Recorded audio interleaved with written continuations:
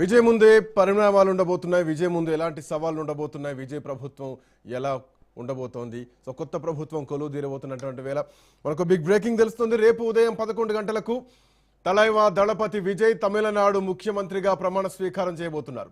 రేపు లక్షలాది మంది కార్యకర్తల మధ్య, ప్రజల మధ్య దేశమంతా ప్రత్యక్ష ప్రసారం చూస్తున్నటువంటి వేళ రేపు 11 గంటలకు విజయ్ ప్రమాణ స్వీకారం చేయబోతున్నారు. విజయ్కి ఇప్పటికే కాంగ్రెస్ పార్టీ మద్దతిచ్చింది, సిపిఐ, సిపిఎం, బీసీకే కూడా మద్దతిచ్చింది.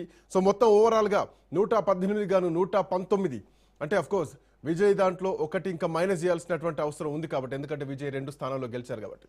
సో మ్యాజిక్ ఫిగర్కు చేరుకున్నటువంటి విజయ్ రేపు ఉదయం 11 గంటలకు ప్రమాణ స్వీకారం చేయబోతున్నారు.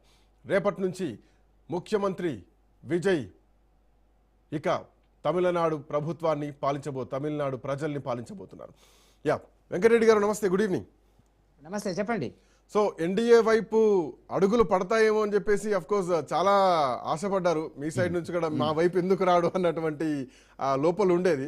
రాకుండానే ప్రభుత్వాన్ని ఏర్పాటు చేస్తారా చూద్దాంలే అని చెప్పేసి.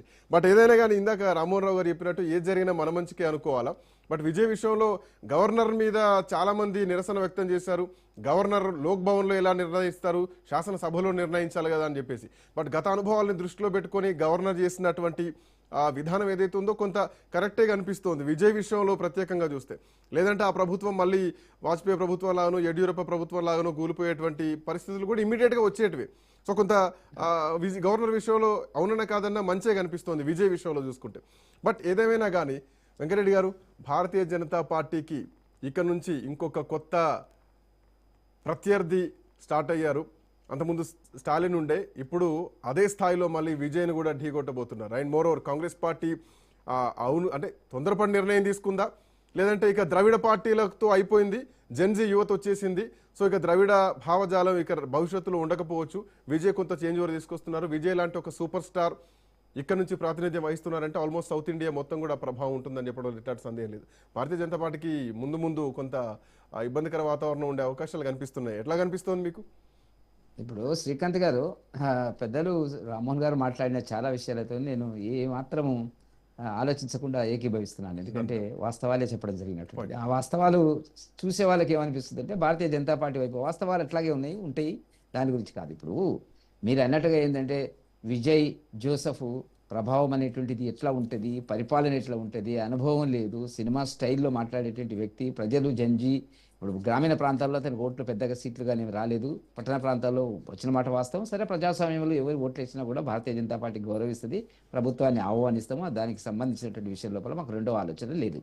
కాకపోతే అతను హిమాయమీలైనటువంటి నాయకులు అక్కడ ఉండేటువంటి వాళ్ళు, ఏది డిఎంకేలో కానీ ఏడిఎంకేలో కానీ ఒక రకంగా ఇప్పుడు మరిస్తే గోచిలాగేటువంటి పరిస్థితి లోపల రాజకీయాలు అక్కడ ఉండేటువంటి పరిస్థితి కనపడుతున్నటువంటిది. అంతా వాటి అన్నిటిని తట్టుకొని ఆయన ఇచ్చినటువంటి సంక్షేమ కార్యక్రమాలకు కావాల్సిన ఆర్థిక నిధులు ఆ పద్ధతి లోపల వీళ్ళు ఎంతవరకు ఇప్పుడు వచ్చినటువంటి వాళ్ళు 2x2x2 ఎట్లయితే 2+2+2 6 వీళ్ళు కమ్యూనిస్టులు బీసీకే వచ్చినారు. అదేవిధంగా కాంగ్రెస్ కలిపితే బొటాబట్టి మెజార్టీతో కూడా మీది పెళ్లిలాగా వ్యవహారం నడుస్తుంది. ఒక రిటైన్ ఒక రిటైన్ అనేటువంటిది మీరు ఒకటి గమనించారా శ్రీకాంత్ గారు?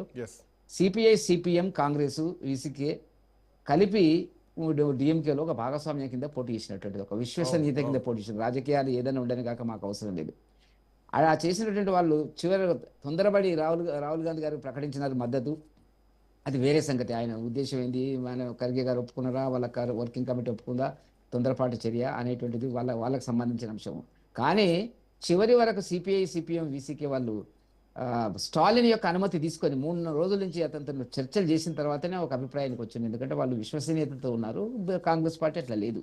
ఇవాళ ఆయన పాలన ఎట్లుంటుంది అనేటువంటిది మనం చూడవలసిన అవసరం ఉంది. ఆయన పాలన ఆయన ఎంతవరకు సర్దుకోగలుగుతాడు, ఎంతవరకు ముందుకెళ్ళగలుగుతాడు, తమిళనాడు రాజకీయాలలో ఏ మేరకు అతనికి ఉండేటువంటి అవగాహన ఉంటుంది అనేటువంటి దాని మీద ప్రజలు ఓటేసినారు. ఏ ప్రజలు వేసినారు, ఎవరు వేసినా కూడా మనం ప్రజాస్వామ్యంలో గౌరవించాలి. దాని గురించి నాకు డిస్ప్యూట్ లేదు.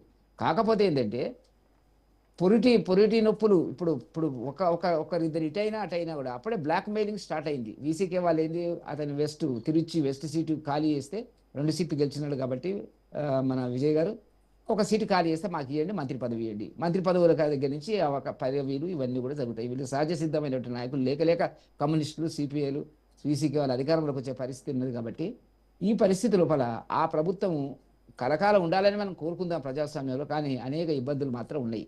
రెండవది, మీ కాంగ్రెస్కు ఇది ఎంత బలహీనపడ్డది మీరు అంటున్నారు, ఎన్డీఏకి ఏదైనా ఇబ్బంది ఉందా అంటే పూర్తిగా దేశంలో ఇండీ గ్రూప్ అనేటువంటిది అడ్రస్ లేకుండా పోయినటువంటి పరిస్థితి. అవును. ఇవాళ 42, 41 స్థానాలు పార్లమెంట్లో ఉన్నటువంటి దాంట్లో 38, 39 ఎవరికైతే వీళ్ళకి గెలవడం జరిగినటువంటిదో, డిఎంకే గెలవడం జరిగినటువంటిదో, దాని ప్రభావం ఎట్లా ఉంటుంది రేపు పార్లమెంట్లో వచ్చే బిల్లులు కానీ, డీలిమిటేషన్ కానీ, మహిళా బిల్లుల మీద కానీ. రాజకీయాలలో ఎవరు శత్రువులు కాదు, ఎవరు మిత్రులు కాదు. ఎందుకంటే రాహుల్ గాంధీ కాంగ్రెస్ చేసినటువంటిది చాలా చెడ్డ పరిస్థితి లోపల పరమ ద్రోహం కిందనే లెక్క. ఎందుకంటే ఒక రాష్ట్రంలో 5 మంది ఎమ్మెల్యేలు మీరు గెలిచినంత మాత్రం చేత అధికారంలో భారతీయ జనతా పార్టీ మతపరమైనటువంటిది ఎట్లా ఉంటుందండి? ఏఐడిఎంకే మీరన్నట్టుగా ఏంటంటే ఒక ఒక స్పష్టమైనటువంటి మద్దతు ఇచ్చేటువంటిది. పోరాటం ఎక్కడ జరిగింది? అక్కడ డిఎంకే మీద జరిగింది. ప్రజలు అది ఏడిఎంకే చేసినా, విజయ్ చేసినా కమ్యూనిస్టులు కాదనుకోండి, వాళ్ళ గ్రూపులో ఉన్నారు. కాబట్టి ఆ కోణంలో ఆలోచించినప్పుడు రాహుల్ గాంధీ నిర్ణయం అనేటువంటిది కాంగ్రెస్ పార్టీకి పూర్తిగా బొందలో పెట్టేటువంటి పరిస్థితిని నిర్ణయించడం జరిగింది. రామ్మోహన్ గారు అన్నట్టుగా చాలా చక్కగా చెప్పడం జరిగినటువంటిది. అక్కడ కేరళలో పోటీ చేస్తారు, ఎవరితో? వాళ్ళ మిత్రపక్షం అంటే సిపిఎంతో. సరే, అక్కడ గెలిచినారు. బెంగాల్లో ఆమె ఉద్దండలు ఎదుర్కొన్నటువంటి భారతీయ జనతా పార్టీ అంటే ఒటికాల మీద లేచేటువంటి దీదీ గారు ఆమె ఓడిపోయింది. కాకపోతే ఆ పార్టీకి సంబంధించినటువంటిది కేజ్రీవాల్ గారు అడ్రస్ లేకుండా పోయినాడు. ఇక్కడికి వచ్చేటప్పటికి ఏంటంటే బలంగా భారతీయ జనతా పార్టీ మీద అనేక రకాలుగా తీవ్ర విమర్శలు చేసినటువంటి వ్యక్తి స్టాలిన్ గారు. కాంగ్రెస్ వాళ్ళ కంటే కూడా అసలు మొట్టమొదటి వ్యక్తి. దీదీ ఎప్పుడని లేదు, కేజ్రీవాల్ ఎప్పుడని లేదు, ఎవరని లేదు, రాహుల్ గాంధీ ప్రధానమంత్రి అని. అవును, స్టాలిన్ ఒక్కడే. ఆ ఒక్కడు కూడా పోవడం జరిగినట్టు. కాబట్టి ఎట్లయితుందండి, భారతీయ జనతా పార్టీ ఇండియా గ్రూప్కి వల్ల మొత్తం దేశం మొత్తం కూడా బ్రహ్మరథం పట్టేటువంటి పరిస్థితి. బలమైనటువంటి ప్రతిపక్ష పార్టీలు, రాహుల్ గాంధీ నిర్వహణలు, ఆ పార్టీ రాహుల్ గాంధీకి సంబంధించిన పార్టీ అట్లాగే పోతుంది, ఇండి గ్రూప్ అట్లాగే పోయింది. ఇప్పుడు రేపు ఏమవుతుందండి? రేపు రాజకీయాల్లో ఎవరే ఉండదు. ఇప్పుడు మీరు 5 సభ్యులు గెలిచినంత మాత్రం చేత ఒక యునైటెడ్ ఒక స్టాండ్ తీసుకోవాల్సింది. అది ఎట్లా జరిగేది, ఏం జరిగేది? విజయ్కి మద్దతు ఇండియా ఏఐడిఎంకే ఇస్తుంది కాబట్టి. ఏడిఎంకే అంటే బీజేపీ అనేటువంటి అది కూడా ఒక పార్టీ కదండి. అక్కడ కూడా వాళ్ళకి 25% సీట్లు వచ్చినాయి. కాబట్టి ఇవాళ జరిగినటువంటి నిర్ణయాలు ఏవైతే ఉన్నాయో భవిష్యత్తులో చాలా ప్రకంపనలుగా దారి తీస్తాయి తప్ప ఇవి ఎప్పుడు ఎవరు వెనుకొస్తారు ముందుకొస్తారు అనేటువంటిది కాబట్టి మెజారిటీ ఇది ఉంటుంది అని చెప్పి మనం భావిస్తున్నాం. రైట్.